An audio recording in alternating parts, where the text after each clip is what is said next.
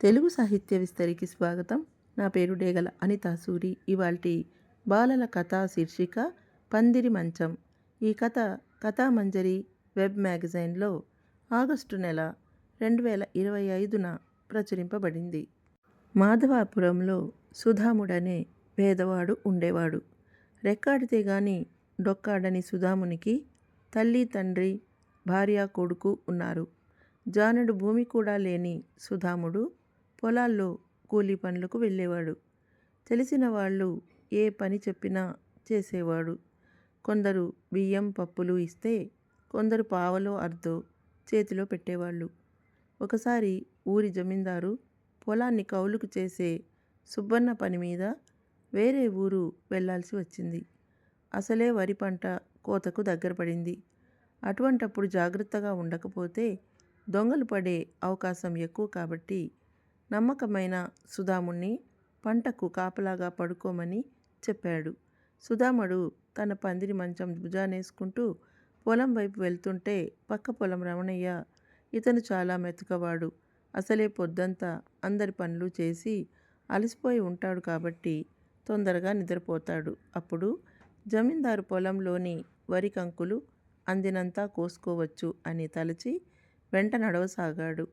సుధాముడు నడుస్తున్న దారిలో ఒక ముసలి తాత చలికి గజగజ వణుకుతూ ఎదురుపడ్డాడు. ఏం తాత, చీకటి పడుతున్నప్పుడు ఎక్కడికి బయలుదేరావు? నీకు తోడుగా ఎవరూ లేరా అని అడిగాడు సుధాముడు. లేదు బాబు, పక్క ఊరెళ్ళాను. తొందరగా ఇంటికెళ్ళిపోవచ్చు అనుకున్నా. నాకు పిల్లలెవరూ లేరు అని చెప్పాడు తాత. సుధాముడు మంచాన్ని వెల్లకిలా పెట్టి తాతను కూర్చోబెట్టుకుని తన కంబళి తాతకు కప్పి తన భుజానున్న తాడుతో మంచం 4 వైపులా కట్టి వీపున మోసుకుంటూ మైలు దూరంలో ఉన్న తాత ఇంట్లో దిగబెట్టి పొలానికి బయలుదేరాడు. ఆ రాత్రి రమణయ్య భావించినట్టే సుధాముడు 2వ జాము దాటగానే ఆదమరిచి నిద్రపోయాడు. రమణయ్య సంతోషంగా అందినంత వరి పంటను కోసుకెళ్ళాడు. మర్నాడు ఊరు నుంచి వచ్చిన సుబ్బన్న పంట ఎవరో కోసుకెళ్లారని గ్రహించి సుధాముణ్ణి నిలదీశాడు. తనకేమీ తెలీదని సుధాముడు ఎంత చెప్పినా జమీందారు ముందు నిందితుడిగా నిలబెట్టాడు సుబ్బన్న.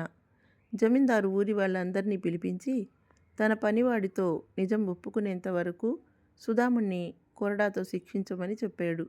పనివాడు కొరడా కదిలించేలోపు సుధాముడి పందిరి మంచం గాల్లో ఎగురుతూ వచ్చి చుట్టూ చేరిన గుంపులో నిలబడ్డ రమణయ్యను మంచం కోళ్లు తగిలేలా వాయించటం మొదలుపెట్టింది.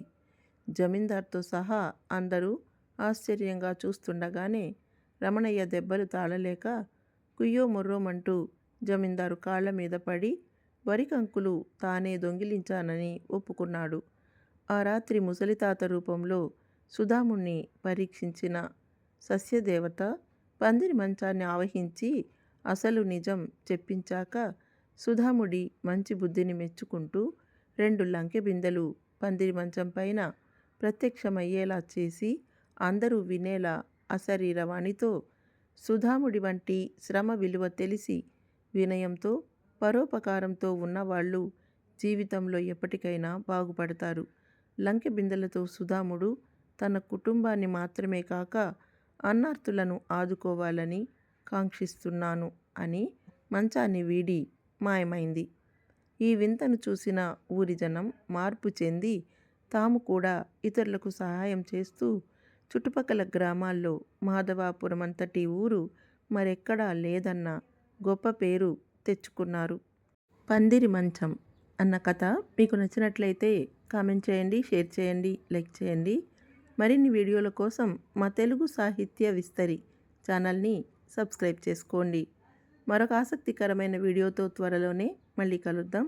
అంతవరకు సెలవు. నమస్తే.